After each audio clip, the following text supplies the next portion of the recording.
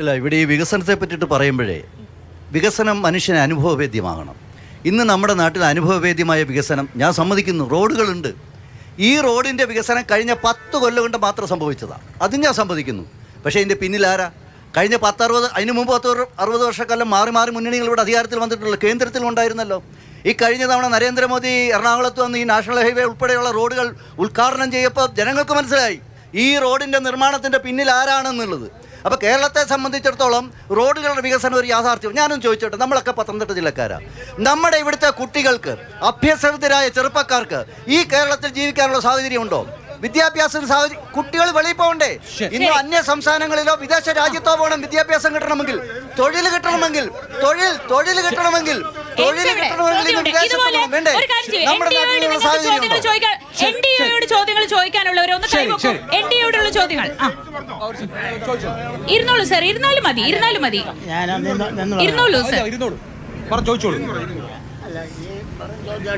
അദ്ദേഹത്തിൻ്റെ പിന്നെ അഭിപ്രായം വന്നപ്പോൾ അതൊരു ഞാൻ പിടിച്ചോളാം, അത് വെറും ഒരു ചോദ്യമായിട്ട് പോകാൻ കഴിയുന്നതല്ല.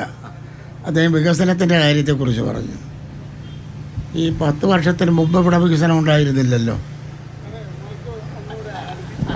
അടുപ്പിച്ച് അതോ ഞാൻ ഉറച്ച് പറയണോ?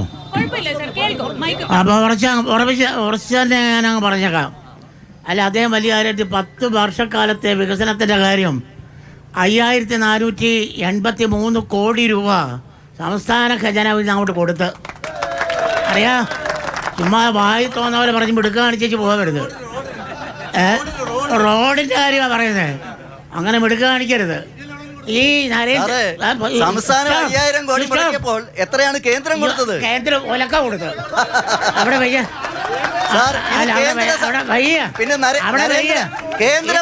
ജനങ്ങൾ കേൾക്കും. കേന്ദ്രത്തിന്റെ നരേന്ദ്രമോദി കേരളത്തിൽ വന്ന് ഈ റോഡ് ഉദ്ഘാടനം ചെയ്യുമ്പോൾ പിണറായി വിജയൻ ഉദ്ഘാടനം ചെയ്താൽ പോരായിരുന്നോ? അപ്പൊ ഇത് കൃത്യമാണ്, കേന്ദ്രത്തിന്റെ ഫണ്ടാണ്. സാറിനെ സർക്കിക്കാൻ ഒരുപാട് ഞാൻ ബഹുമാനിക്കുന്ന ആളാണ്. അതെ, എനിക്ക് നല്ലപോലെ അറിയാം. എന്റെ ചോദ്യം, എന്തുകൊണ്ട് നരേന്ദ്രമോദി ഇവിടെ വന്ന് ഉദ്ഘാടനം ചെയ്ത്, എന്തുകൊണ്ട് പിണറായി വിജയൻ ചെയ്തില്ല? അല്ല, അദ്ദേഹം തന്നാവണമെന്ന് എനിക്ക് ആഗ്രഹമുണ്ട്. അതുകൊണ്ട് നിങ്ങളുടെ ബഹുമാനം എനിക്ക് വേണം.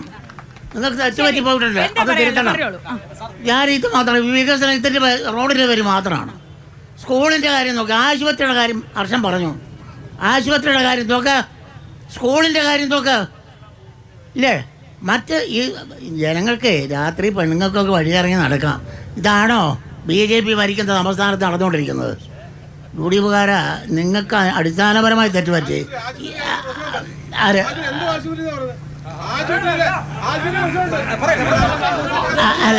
ആശുപത്രി പ്രശ്നമുണ്ട്.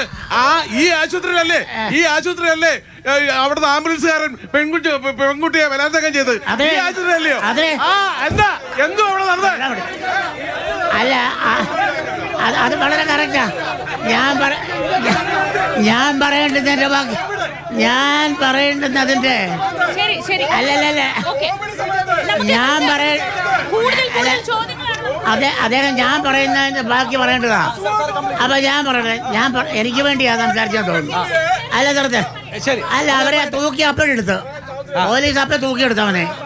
അതോടെ നോക്ക്, ഇവിടെ നടക്കുന്ന കാര്യങ്ങളില് വളരെ വ്യക്തമായിട്ട് ഞാൻ പറയുകയാണ്, ശബരിമല വിഷയം ഇവിടെ പരിപോയി പോകുന്നതല്ല. UDFകാരൻ അതിനുവേണ്ടി വോട്ട് കാത്തിരിക്കണ്ട. അല്ല, മുട്ടാടിന്റെ പുറകെ കുറുക്കം പോയതുപോലിരിക്കും. കഴിഞ്ഞ മന്ത്രിസഭയുടെ കാലത്താണ് ശബരിമല കാര്യം പൊക്കി പിടിച്ചോണ്ട് ഇവിടുന്ന് ആളുകളെ പോയതൊക്കെ ഞങ്ങൾക്കറിയാം. അതിൻ്റെ കൂടുതൽ അങ്ങനെ ഞാൻ പറയുന്നില്ല. പക്ഷേ എന്നിട്ട് അതിനുശേഷം എന്ത് പറ്റി? ആ തെരഞ്ഞെടുപ്പിന് ശേഷം എന്ത് പറ്റി? വീണ്ടും വന്ന് ഈ ഇടതുപക്ഷം എന്തുകൊണ്ട് ജനങ്ങൾക്ക് വേണ്ടി